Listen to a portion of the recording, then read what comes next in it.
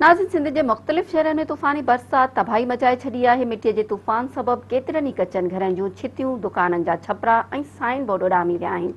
मिटीअ जे तूफ़ान सबबि आम ज़िंदगी मफ़लूज बणिजी वई आहे, जॾहिं त मवासिलाती निज़ाम दरहम भरम थी वियो आहे।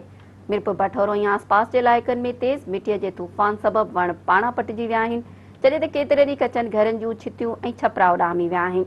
ताज़ो पोखियल सारियनि जे ॿेजारे खे बि शदीद नुक़सान पहुतो आहे। तूफ़ान खां पोइ तेज़ बरसात जे वसकारे सबबि मारोड़नि जे मुंहं ते मुर्कूं मोटी आयूं आहिनि। जोग शरीफ़ में तूफ़ानी बरसात दौरान कारखाने जी छिति किरण सबबि नौजवान ज़ख़्मी थी पियो आहे, जंहिंखे ॻणती जोगी हालत में मुक़ामी अस्पताल मुंतक़िल कयो वियो आहे।